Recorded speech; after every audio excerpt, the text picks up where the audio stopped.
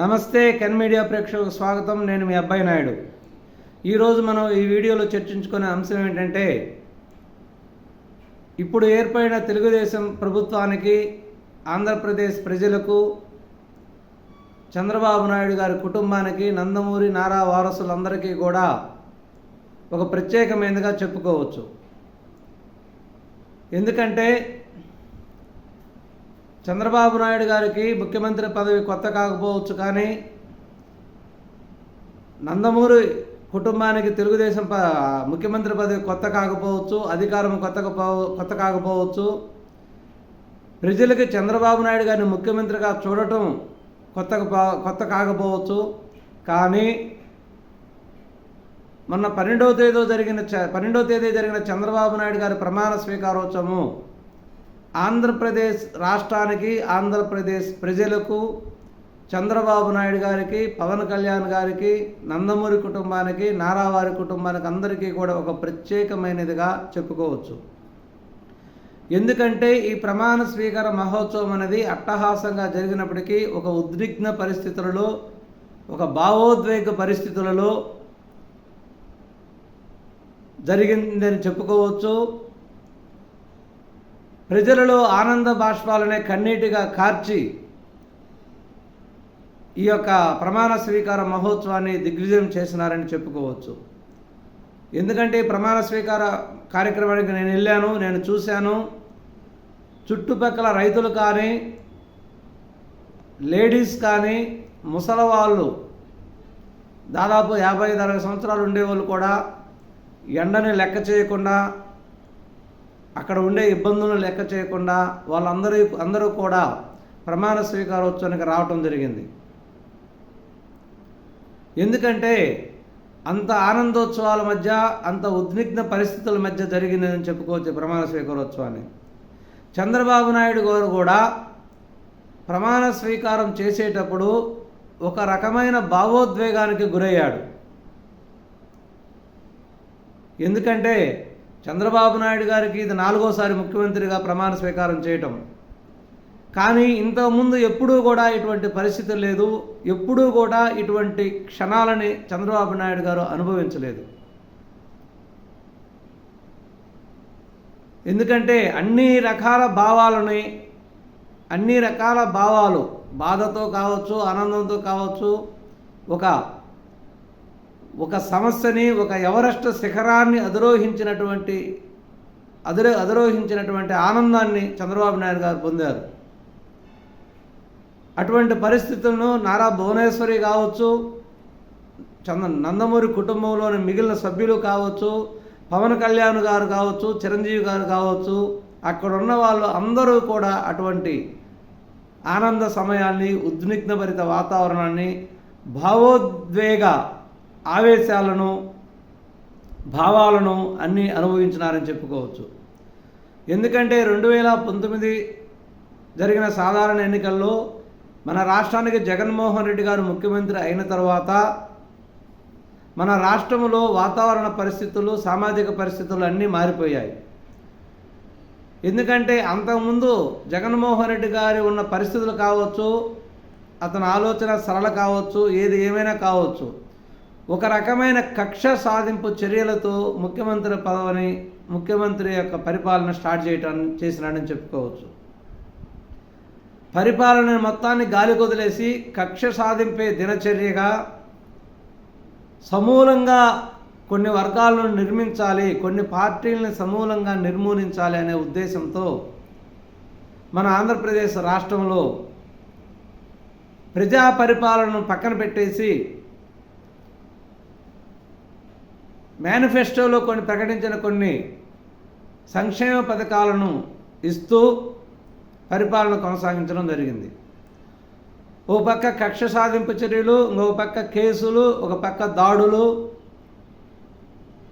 ఇవన్నీ చేస్తూ మళ్ళీ ఒక పక్క తన సంపాదన చేసుకుంటూ పరిపాలన కొనసాగించడం,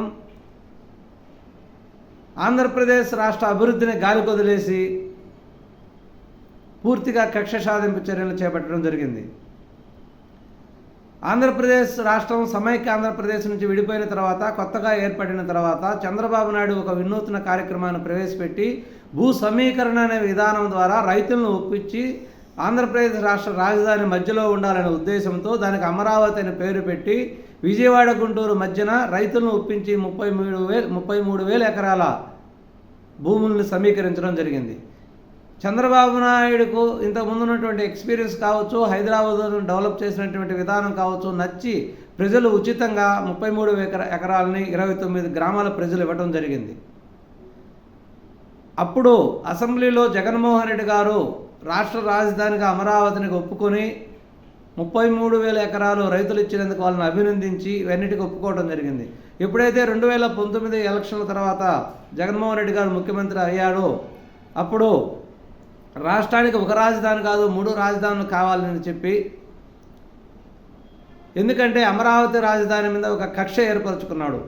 ఇదంతా ఒక వర్గానికి చెందిన రాజధానే, ఇక్కడ వాళ్ళే చుట్టుపక్కల పొలాలన్నీ కొనుక్కున్నారు, రాజధాని వస్తుందని తెలిసి ముందు చంద్రబాబు నాయుడు గారు వాళ్ళ వర్గానికి సంబంధించిన వాళ్ళందరి చేత పొలాలు కొనిచ్చి భూములు కొనిచ్చి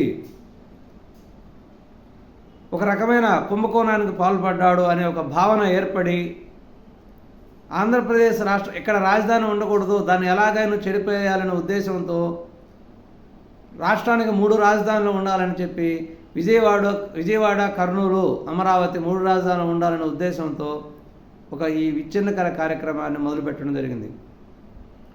అంతకుముందు ముఖ్యమంత్రి అయిన అతి కొద్ది రోజులే, దాదాపు ఒక నెల రోజుల్లోపే ప్రజావేదిక, ఎంతోమంది ముఖ్యమంత్రి ప్రజలను కలుసుకునే అవకాశం ఉన్నటువంటి వేదిక, ఎన్నో రాష్ట్రంలో ఉండే ముఖ్యమైన నిర్ణయాలను తీసుకునే వేదిక అయినటువంటి ప్రజావేదికను కూడా అక్కడ ఉండకూడదు, అది చంద్రబాబు నాయుడు గారి ఇంటి దగ్గర ఉండకూడదు అని దాన్ని కూలగొట్టడం జరిగింది. ఈ విధంగా ఎన్నికైన మొదటి నెల రోజుల్లోనే నాదంతా రివర్స్ పాలన, రివర్స్ విధానం అని ప్రజలకు అర్థమయ్యే విధంగా తమ ప్రవర్తనని చర్యలతో చూపెట్టడం జరిగింది.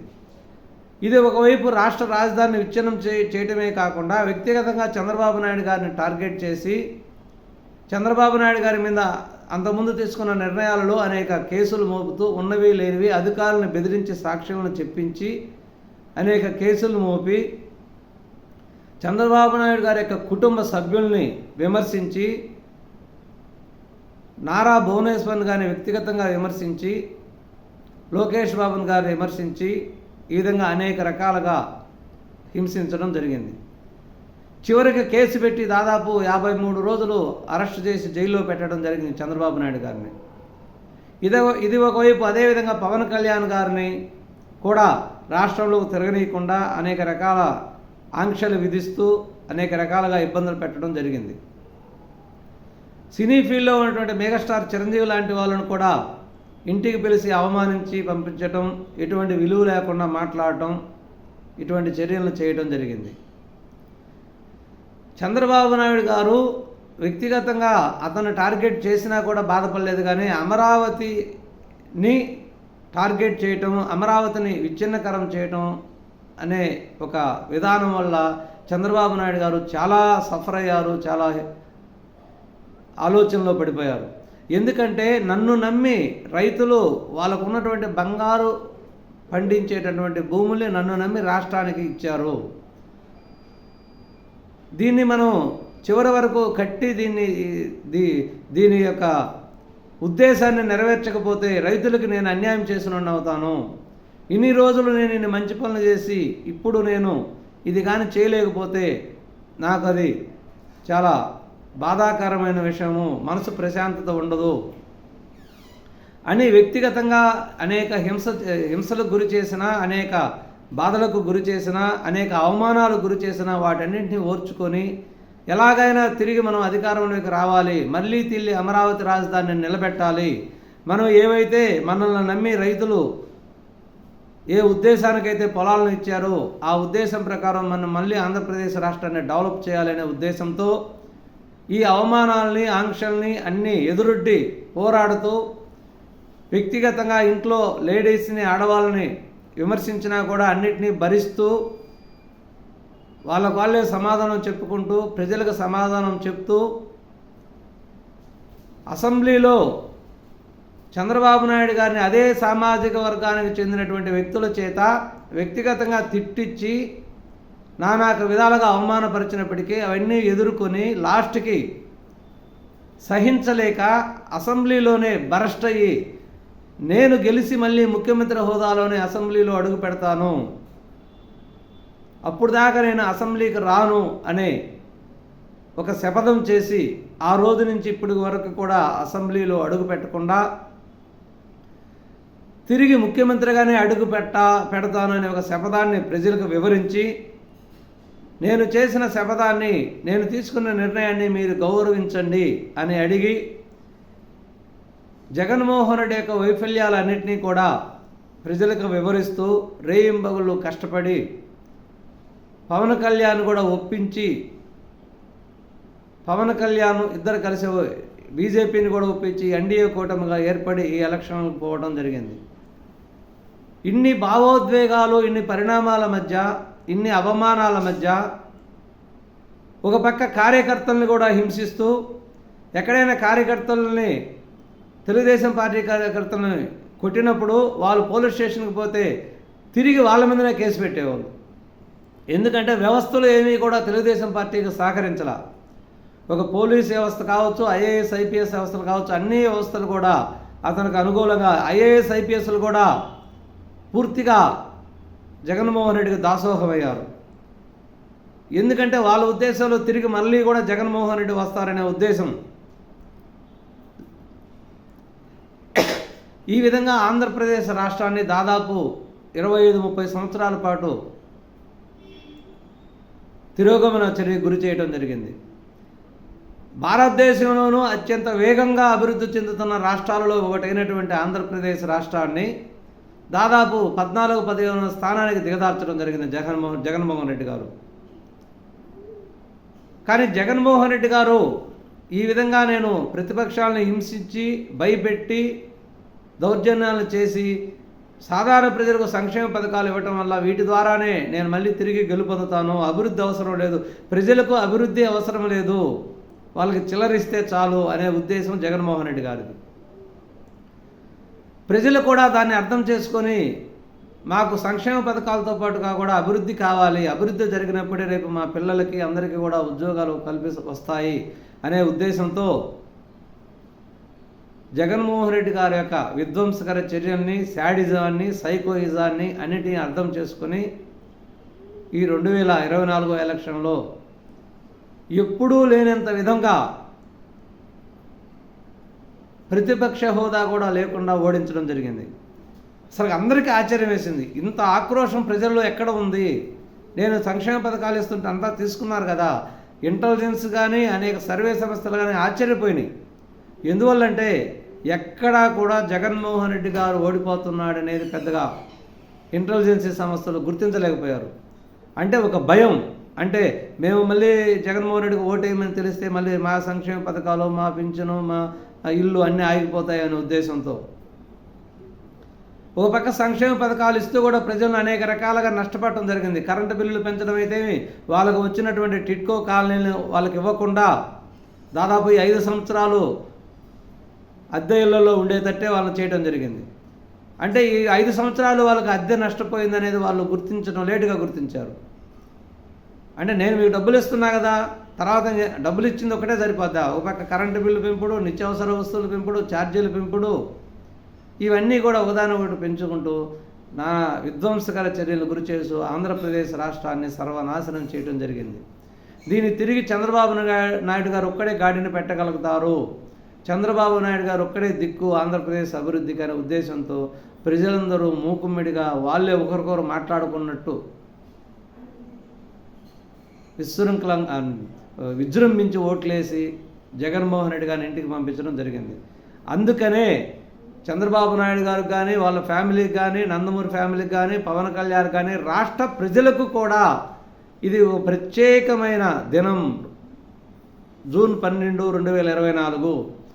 అందుకనే ఈ ప్రమాణ స్వీకారోత్సవం అనేది చాలా ప్రత్యేకమైన పరిస్థితులలో, ప్రత్యేకమైన వాతావరణంలో,